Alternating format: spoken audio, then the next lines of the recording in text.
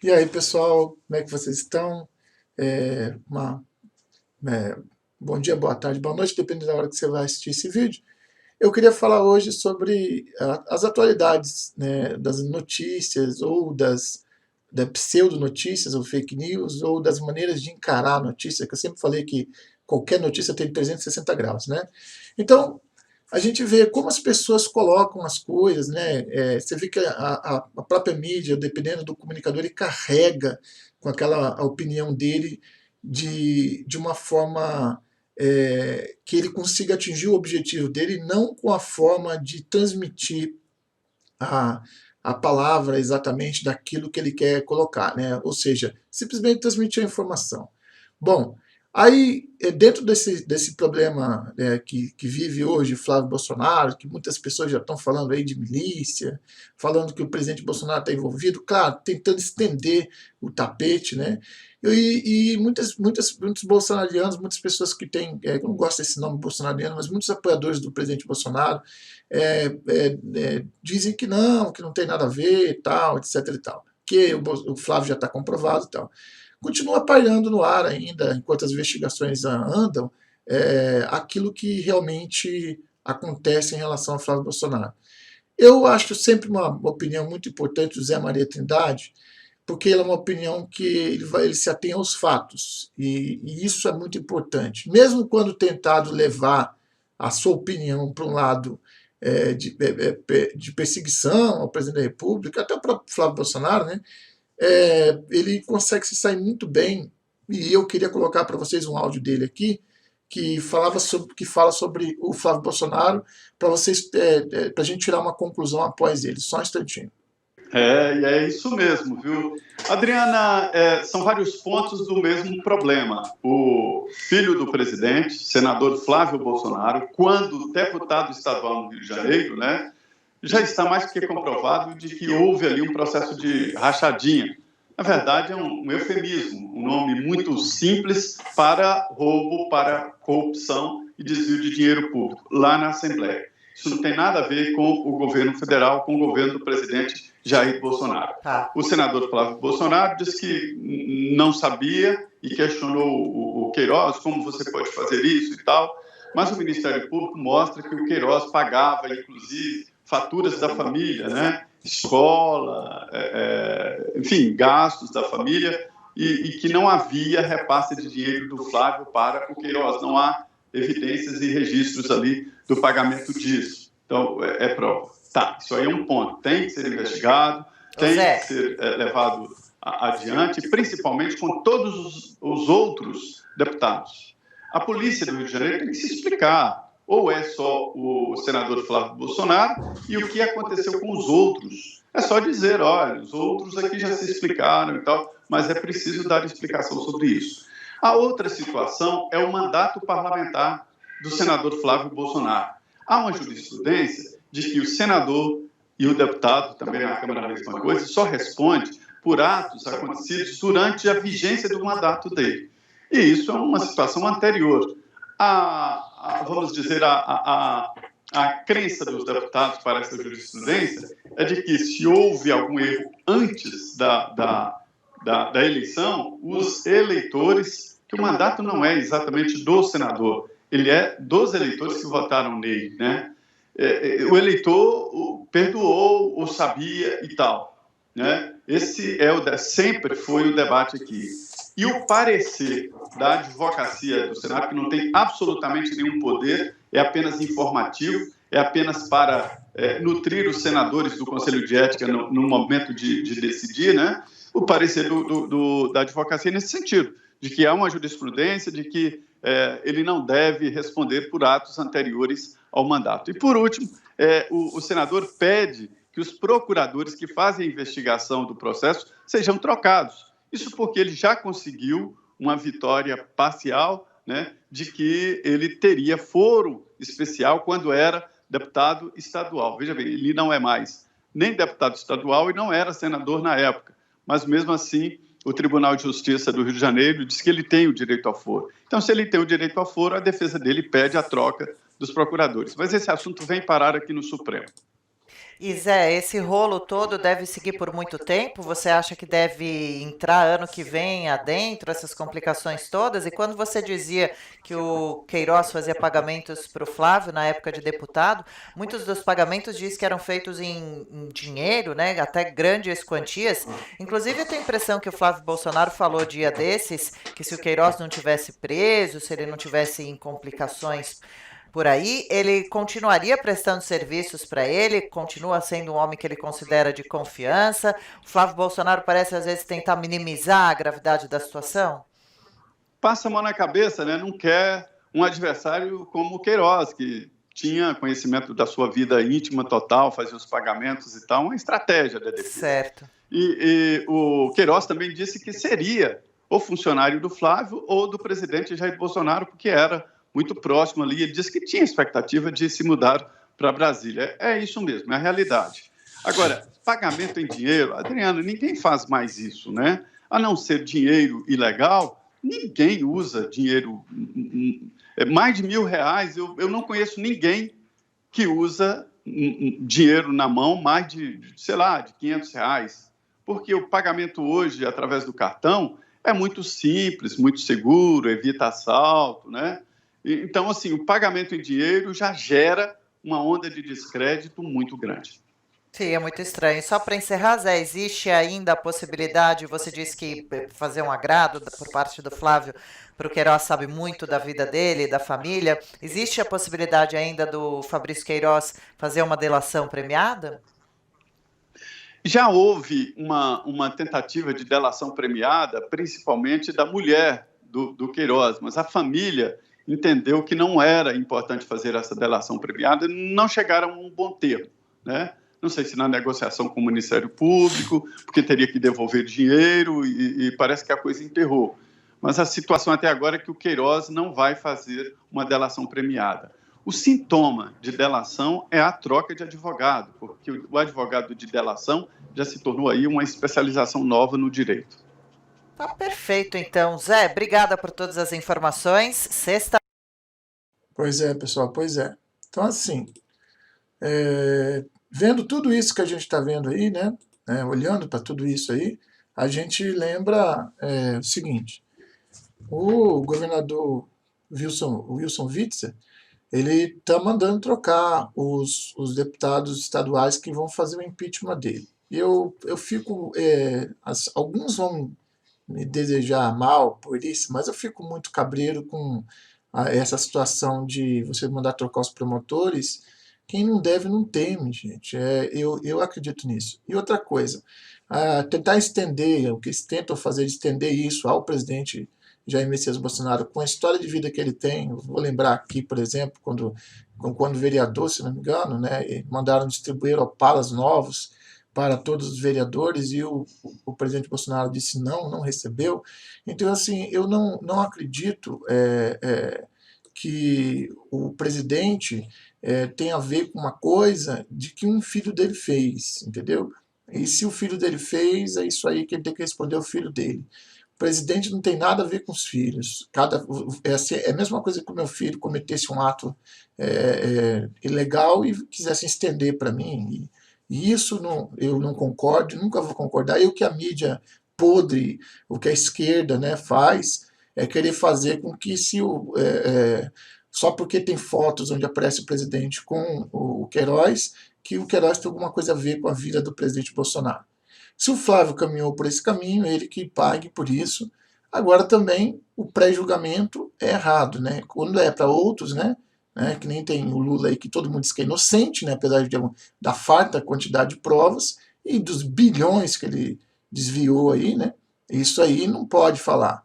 Mas e é bem também notório que a gente só ouve falar do caso do Flávio Bolsonaro, porque ele é filho do presidente. E os outros da Alerj, que tem, todo mundo conhece essa lista, eu não vou colocar ela aqui, porque é só você bater na internet aí que você vê.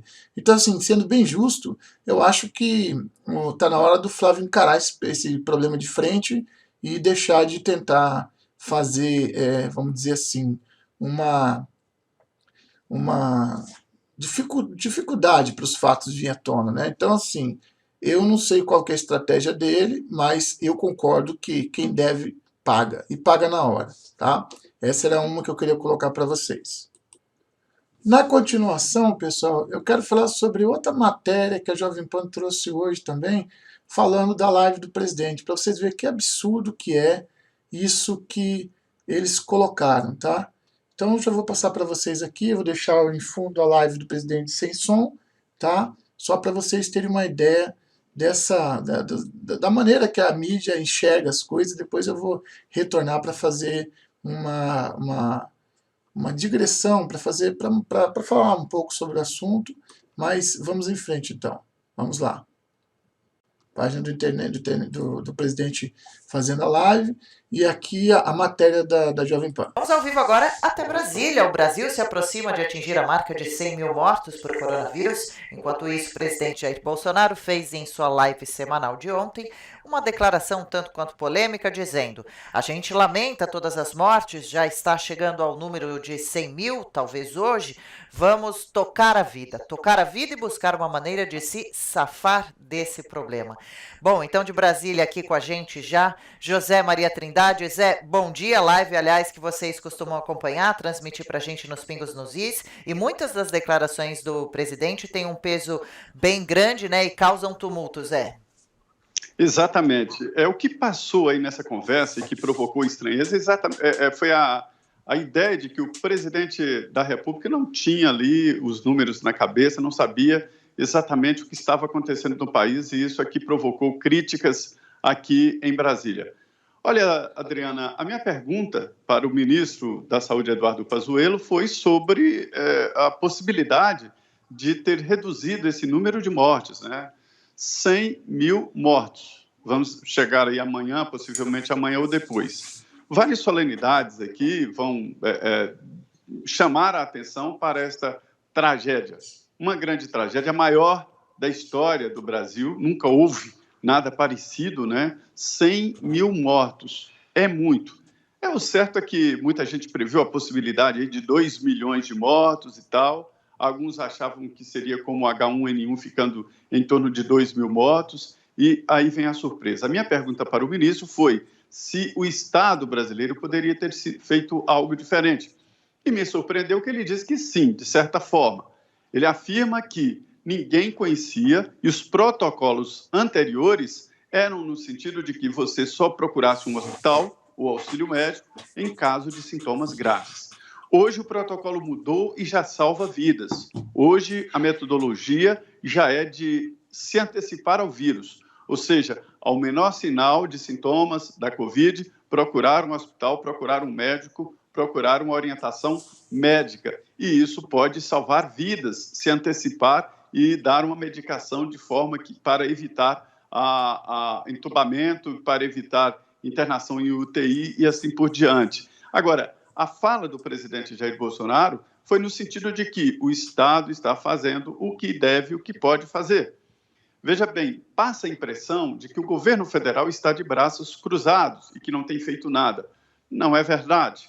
Eu fui no Palácio do Planalto exatamente acompanhar o trabalho da equipe que foi montada no terceiro andar, demonstrando ali um controle geral, município a município. O menor município do país é monitorado por aqui, são representantes de todos os ministérios envolvidos numa mesma sala, e inclusive da ABIN.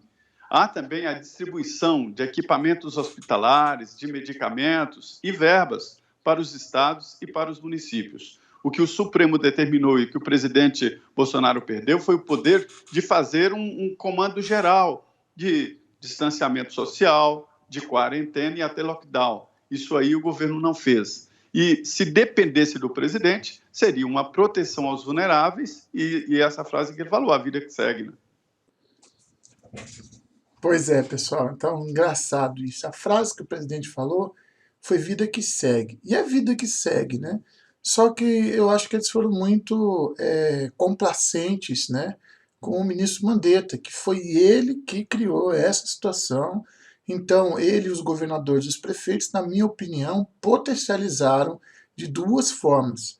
A primeira forma foi fazendo esse protocolo de fica em casa, 3, vamos dizer. A segunda foi proibindo a cloroquina, a hidroxicloroquina, que hoje, o prefeito de São Paulo, hoje, fala para todo mundo e colocou. O prefeito de Campo Grande aqui pediu hidroxicloroquina para o governo federal. E muitos outros aí que não querem admitir, não estão falando abertamente, estão utilizando hidroxicloroquina e o protocolo que o presidente utilizou para ele, está utilizando para a esposa dele. Utilizou para os ministros, começando o general Heleno, e entre outros, e muitos outros que já pegaram e tiveram a Covid-19 e tiveram também que ser medicados e foram medicados com hidroxicloroquina. E aí? Quem disse que não funciona? Cadê? É placebo, então? Pessoas que têm comorbidade utilizando, pessoas de idade utilizando e melhorando?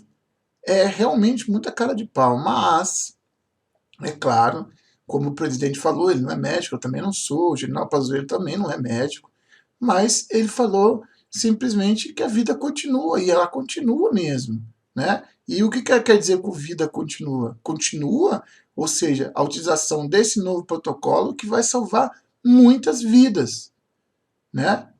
Então, gente, eu acho que isso aí é, claro, sempre a imprensa marrom tentando fazer alguma coisa que choque a população para dizer que o presidente está fora do controle da situação.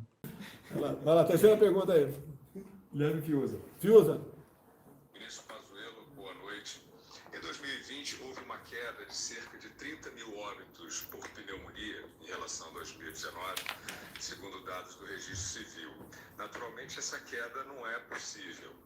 Provavelmente, esses óbitos foram registrados como Covid-19. Como o Ministério da Saúde vê essa mistura estatística entre pessoas que morreram de Covid-19 e pessoas que morreram com Covid-19, o que muda completamente a percepção da população sobre a epidemia? Oi, Fiuza. Bem, uma pergunta muito boa, porque ela remete para uma outra posição anterior do Ministério da Saúde, que praticamente definia que só podia dar como caso, um caso confirmado, se estivesse com o teste. Então, essa posição ela tirou do médico a sua soberania de fazer o diagnóstico. Então, no momento que o médico não podia fazer o diagnóstico, esse tratamento ele era feito com um diagnóstico de uma doença indeterminada. Em muitos casos, uma síndrome respiratória aguda grave e esse tipo de coisa. Então, quando você não tem o diagnóstico de Covid, você tem que tratar sem o diagnóstico. E quando você não tem o diagnóstico, se a pessoa falece, tem aí a fatalidade de ir a óbito, ele também vai ser enterrado com uma doença indeterminada ou uma síndrome respiratória e não vai ter colocado ali Covid e com isso a gente não teria a notificação correta sendo colocada. Então, quando você não tem o diagnóstico desde o início, ou que sim ou que não, você pode escorregar para os dois lados. Tanto para tratar uma pessoa que não tem Covid, como tratar uma pessoa que tem Covid, como não Covid. E isso faz com que os dados se tornem muito difíceis. Essa é a verdadeira razão para nós termos dificuldades hoje de avaliar pessoas que não estavam com Covid, mas como aquela pandemia e aquela situação dos dados epidemiológicos estavam confusos, o médico acabou colocando como Covid. Na verdade, podia ser só uma pneumonia. Então, a falta do diagnóstico clínico apoiado em exames laboratoriais, apoiados em exames de imagem, no conceito epidemiológico, esse basicamente, em testes, desde que os testes sejam feitos da maneira correta e na hora correta, porque é preciso compreender que o teste só é eficaz, são dois tipos de teste. O teste, que é o teste rápido ou o teste sorológico, ele vai verificar se você tem os anticorpos. E isso só tem resultado eficaz para qualquer coisa após o 14º dia, onde você vai compreender que já está assintomático e já está com os anticorpos. Antes disso, te dá resultados de todos os tipos, o que confunde o diagnóstico e confunde, logicamente, o tratamento. No tipo de teste que é o RT-PCR, que verifica se você tem o vírus, é a mesma coisa. Se você não estiver sob acompanhamento médico, com o diagnóstico desde o início, o momento do teste também dá errado. Só funciona a partir do 5º dia. Até o 5º dia, você tem o vírus e o teste dá 0. Do 5º dia ao 9º dia, desculpa, ao 10º dia, aproximadamente, ele vai te dar a posição que você está com o vírus. Do 10º dia ao 14º dia, a tua carga viral já vai estar mais baixa, o teste pode voltar a ter uma resposta inadequada. Então, os testes servem para o médico complementar o seu diagnóstico, desde que esteja acompanhando o paciente e naquele momento que deve ser feito. Então, eu reputo a própria, digamos, impossibilidade do médico à época, colocar dessa forma, de fazer o seu diagnóstico e o seu acompanhamento a essas incorreções ou dificuldades de termos exatamente a razão de por que foram mortos ou perdemos brasileiros aí por vários tipos de doença. Fiuza, só ver se eu entendi realmente o seu questionamento. Tá? Tem menos gente, né, morrendo de determinada doença que morreu no ano passado. Bem menos. Isso vai sendo acreditado por Covid. Tá? O elemento tem 3, 4, 5 comorbidades, é idoso. A gente lamenta, a pessoa está realmente em situação bastante complicada. E vem a falecer. O pessoal mete Covid. Não é uma regra isso, mas em alguns casos, o médico poupa uma autópsia. Também, é isso não. Bota Covid, em alguns casos, tem chegado ao conhecimento da gente, tá certo? Não vou dizer que são fontes confiáveis, mas chega essas informações para a gente que se poupa uma autópsia, tá certo? Então há uma diferença, já vi você discutindo esse assunto aí na Jovem Pan, no Pingo nos Is, a questão de morrer com Covid, né? Quer dizer, mais uma comorbidade, somado às vezes à idade, e de Covid. Então, eu vi publicado no Diário Oficial da União do Estado, né, que responsabilidade é do governador do Estado de São Paulo, dizendo claramente ali, traduzindo naquela publicação, que o médico, ao constatar, ou não pudesse se constatar na prática se é de Covid ou não, é para botar Covid. Então o número sobe. Alguns ali, não sei que interesse, alguns governadores do Estado têm encaminhar nesse sentido as coisas, né? Levar mais pânico à população, dizer que está matando, tá morrendo mais gente. E o que nós podemos fazer nessa questão? Não tem remédio, não tem vacina. Então, lamentavelmente, as pessoas que não se isolarem até chegar a vacina, uma vez contraindo o vírus, vai ter uma chance grande de se complicar e até mesmo entrar em óbito. Agora, deixa a suspeita, não é só apenas daquilo que você falou aqui não, mas outras comorbidades também, tem morrido menos gente que ano passado, e essa conta está indo tudo para o Covid. Último pergunta, fala, complemento. Complementar não, acrescentar uma ideia, né? O mais moderno acrescenta a ideia, o mais antigo complementa. Então, acrescentando uma ideia,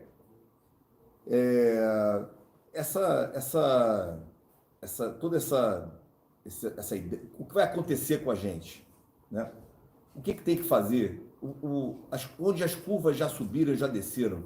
Então, o Norte e o Nordeste, está claro, é só observar nos nossos gráficos que são atualizados 24 horas por dia online, que está lá no nosso saude.gov.br, localiza SUS, e você vai ver a sua cidade, o seu estado, a sua região metropolitana, o interior do estado, a curva exata de contaminação e óbitos, e você vai ver qual é o seu risco. Vai ver se as medidas do seu gestor, municipal ou estadual, estão compatíveis com o risco que você observa na própria curva. Então, vamos compreender que os hábitos pós-pandemia, ainda com a existência do coronavírus, serão hábitos diferentes para todos nós.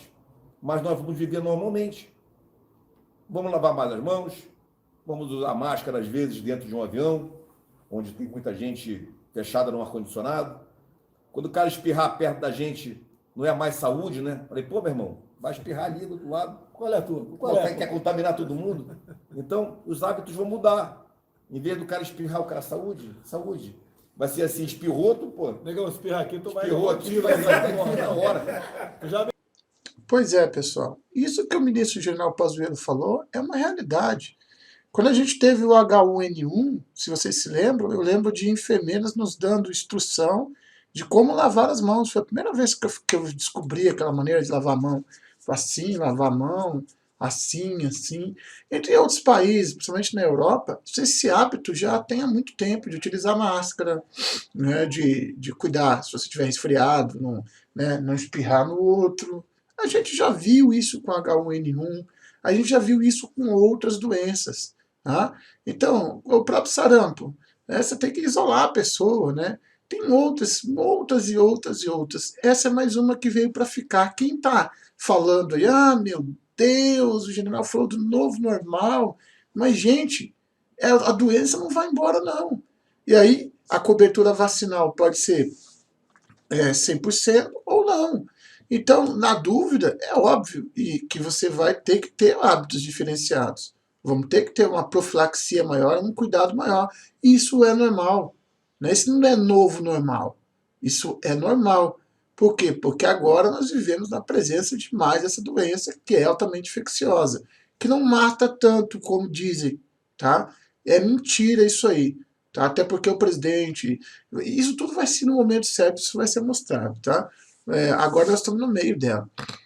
Mas eu acredito sim que nós vamos ter uma situação diferenciada em relação à maneira da gente se comportar em grupo, né? A pessoa está com um problema, esse problema podia ser mais simples antigamente. Vamos pegar o caso de uma criança que fica doente, gripada, ela não vai para a aula, a professora não vai receber uma criança com febril, entendeu? Isso já é fato, senão essa criança pode passar essa gripe para outras crianças. Então, gente, vamos pôr a mão na consciência e parar de inventar esse tal de novo normal, que isso é uma palhaçada. Agora que os cuidados ficam, porque a doença não vai embora, eles ficam. Isso é fato. Bom, pessoal, para finalizar, vou trazer para vocês aqui, não é entrega ainda, mas é uma parte da entrega da ponte que o presidente prometeu para a deputada federal do estado de São Paulo lá, e vai ter as informações no vídeo. Eu já trago para vocês aqui em alguns instantes, um instantinho. Os carros já estão transitando sobre a ponte. Isso foi uma importante conquista aqui para a cidade de São Vicente. Somos muito gratos à deputada Rosana, ao deputado Cezinha, que está aqui também com a gente, e a todos que nos ajudaram para que a gente pudesse ter essa ponte reaberta e devolver a tranquilidade e a normalidade para as pessoas que moram na área continental. Bom, o Ministério fez um trabalho aqui orientado pelo presidente Bolsonaro, uma vez que nós fomos procurados pela classe política local, que nos ajudou evidentemente, o deputado Cezinha, a deputada Rosânia, que está o deputado Vitor Hugo, que é líder brasileiro no Congresso, né, todos estiveram envolvidos aqui nesse processo para que não houvesse nenhuma interrupção, né, nesse trânsito entre o bairro aqui e o centro da cidade. Né? Então essa obra aqui é uma obra importante, essencial, ela começa a se concretizar, né? Estamos vendo aqui que houve a liberação do tráfego para veículos, que significa que a cidade está se unindo novamente, graças a Deus, né? E brevemente faremos a segunda etapa da obra da cidade. A orientação do nosso presidente aqui. Bem, estou feliz de estar em São Paulo, a minha terra, muitos amigos do meu lado, políticos, e vendo aqui uma obra que está em andamento, entre 20 mil que o MDR do Rogério Marinho toca pelo Brasil. E nós estamos fazendo trabalho com menos recursos que anos anteriores, mas obviamente a gente sempre prioriza, ajuda a fiscalizar também com o prefeito, com das locais, de modo que se faça mais com menos. Então estou muito feliz de estar aqui, nesse momento, atendendo uma parte considerável da população aqui de São Vicente. Obrigado a todos, em especial a Rosana aqui, que nos procurou, juntamente com o prefeito, para tratar dessa questão. Muito bom. Boa, presidente. Imagens ao vivo da cidade de São Vicente, no litoral paulista, onde o presidente Jair Bolsonaro, acompanhado do ministro do Desenvolvimento Regional, Rogério Marinho, visita as obras de recuperação da ponte à Tribuna. antiga Ponte dos Barreiros, na ilha de São Vicente. Essa infraestrutura vem passando por obras de recuperação com investimentos do governo federal. Só neste ano foram repassados para o município mais de 11 milhões e 400 mil reais para o andamento aí dessas obras de recuperação dessa ponte vital para a economia da região, de toda a Baixada Santista. O presidente Jair Bolsonaro está ali acompanhado de políticos regionais e também políticos locais e também o ministro Rogério Marinho, responsável, portanto, aí pela coordenação dos recursos federais destinados a obras nos municípios brasileiros. São imagens ao vivo que você acompanha aqui pela TV Brasil. E como nós podemos constatar, então, mais uma promessa que o presidente fez, inclusive em live, tá? Não estava em campanha, já estava empossado, né? Já era presidente. Numa das lives ele falou dessa ponte, né? E está aí a ponte sendo já utilizada pelos carros e futuramente, com o reforço total da ponte, né? Sendo utilizada pelos caminhões, né? Então, ele visitou lá os canteiros, verificou as obras, né? Estava com ele o deputado federal Major Vitor Hugo, né? E o ministro, né? Também estava com ele lá, responsável por esse tipo de obra, e a deputada federal que solicitou a obra. Bom, é mais uma prova de que o governo Bolsonaro faz, né? E ele promete, cumpre, e vamos em frente. E a vida que segue, sim, porque nós não podemos ser responsáveis pelos erros dos gestores dos estados e municípios, tá? Então é isso aí, minha gente. Um grande abraço e até mais. Valeu!